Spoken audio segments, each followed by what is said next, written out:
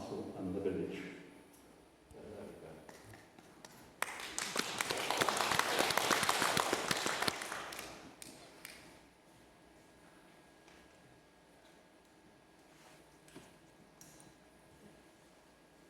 Good morning, everyone. Good morning. Okay. Quite an active crowd. That's a good start. And thank you for giving me the opportunity to speak at this year's Heritage Open Day. While it may feel rather niche, local, small-scale events such as these are, as far as I'm concerned, essential. History is not just the study of dates and dead people, but the way we create an identity for ourselves and explain to our friends and family why the world around them looks the way it does.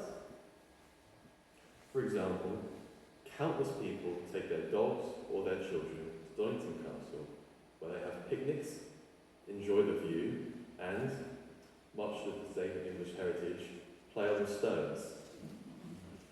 However, some of the children look at these sites as they grow up and ask the question, how did this get here? I should know. I was one of them. And the other student volunteers, making sure everything works behind the scenes today, were too.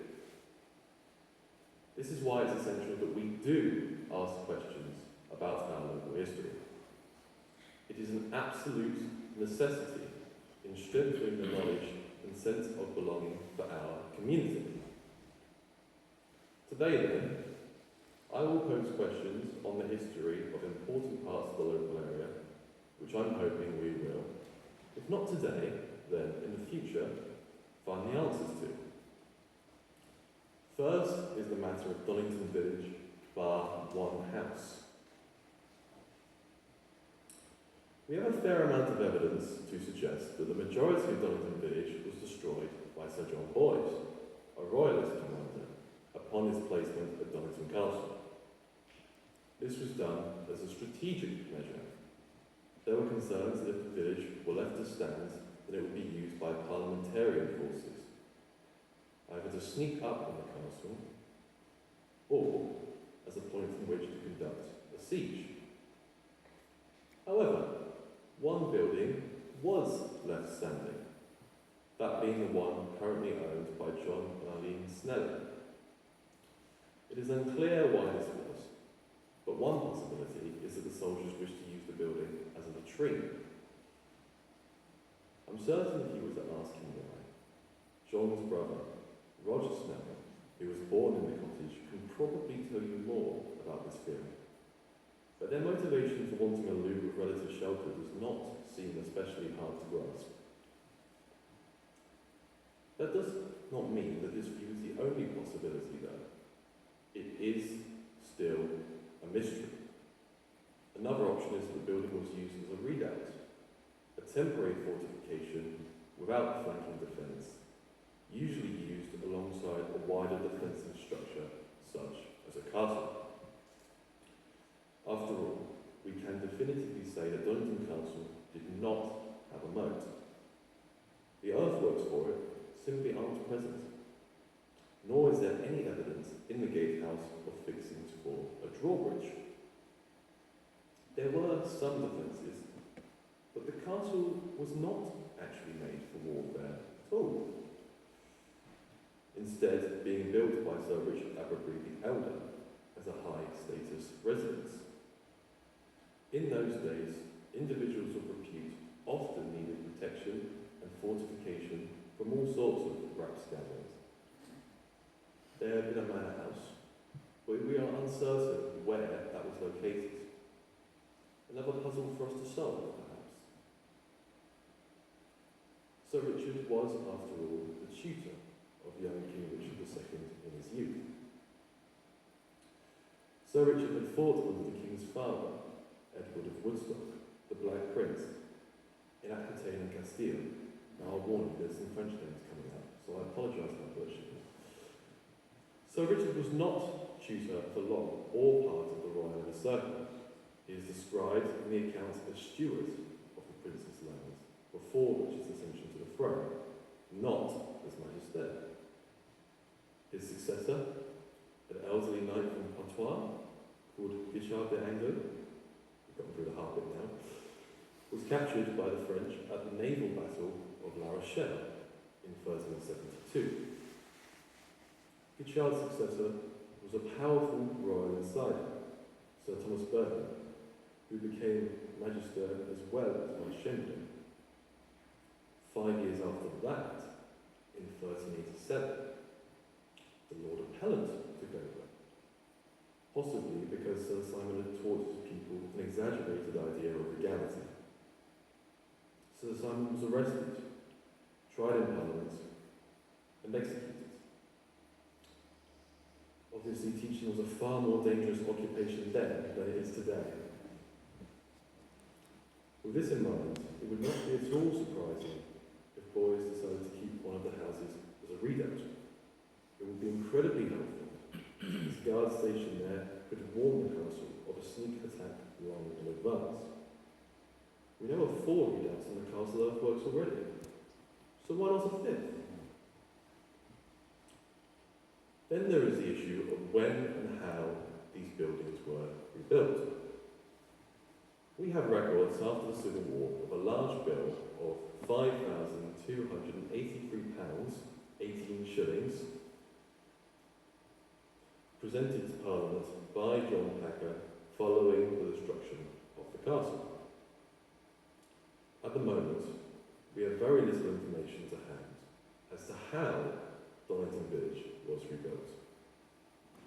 We may now never know, in part due to solicitors having the nasty habit of burning legal documents of title that were deemed no longer relevant because of the Law of Property Act of 1925 and the issue of property title certificates. Nevertheless, it is definitely still worth investigating. Who knows what we will find if we look properly? What you're seeing now is a reconstruction of the castle created by outstanding scholar and valued member of our project, Dr. Stephen Brindle, who unveiled it a year ago at our 2024 Heritage Open Day. He created it primarily for examining the remains which we have left and was a specialist in-depth knowledge of how castles were built at the time. Stephen and Dr. David Peacock also led us on a research visit to the Historic England Archives in Swindon, along with Ross, Libby, David Willis, and yours truly.